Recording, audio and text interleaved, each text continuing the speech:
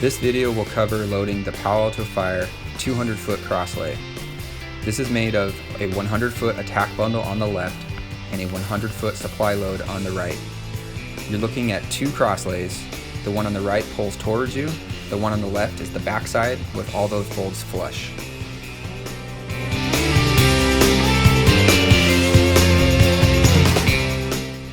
The supply side has two large loops, a dump loop and a pull loop.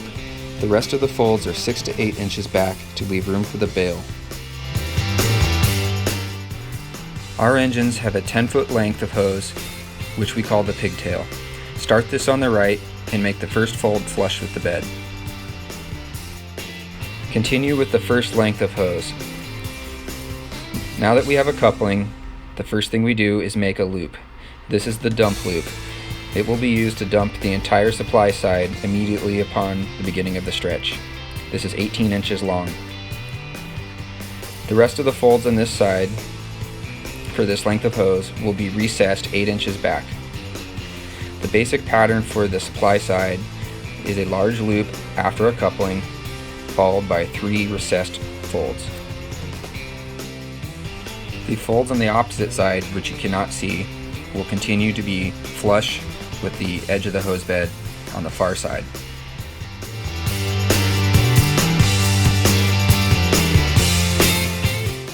Now we will connect the second length of hose for the supply side.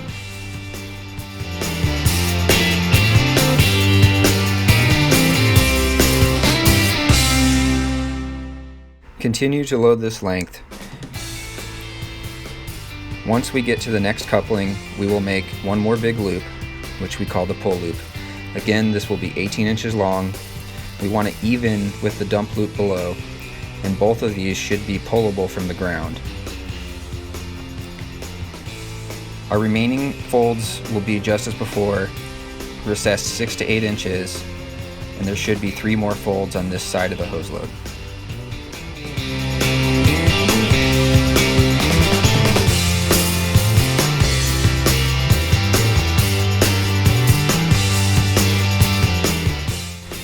Let's double check that it looks right.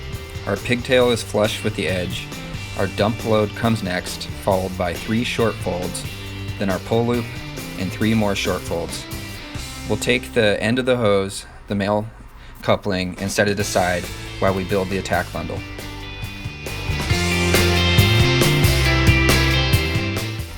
Prior to loading the attack bundle, it is helpful if you roll the hose out of service so the male coupling comes first. Attach the nozzle and place it in the bed with the nozzle facing out. Once the nozzle is placed into the bed, it should not extend more than 1 inch out of the bed. You'll need to manipulate the pull loop and the dump loop so that the bale fits underneath.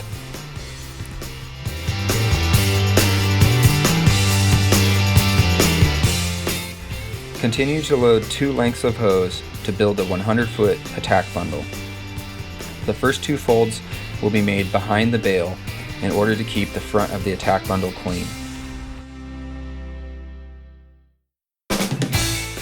The remaining folds will be flush with the bed, past the bale, even with the tip, until all of the hose has been loaded.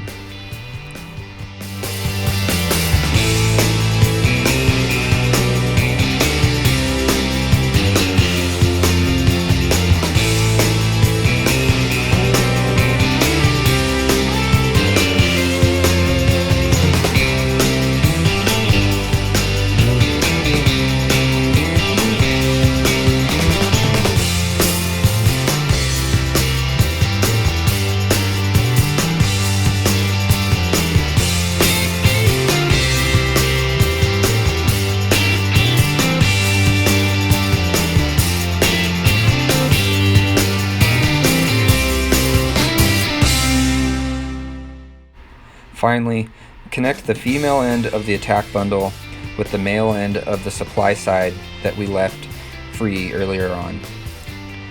Place these back in the bed so that they will not get stuck when the load is pulled.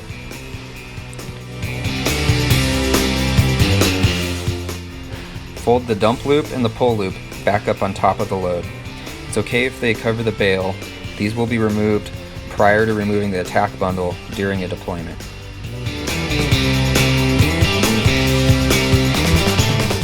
Finished hose load has a 100-foot attack bundle on the left and a supply load with a dump and a pull loop, with all of the other folds recessed 6 to 8 inches.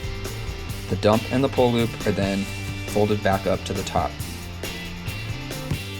The opposite side of the hose load, which you see on the left, should have 2 columns flush with the edge of the bed.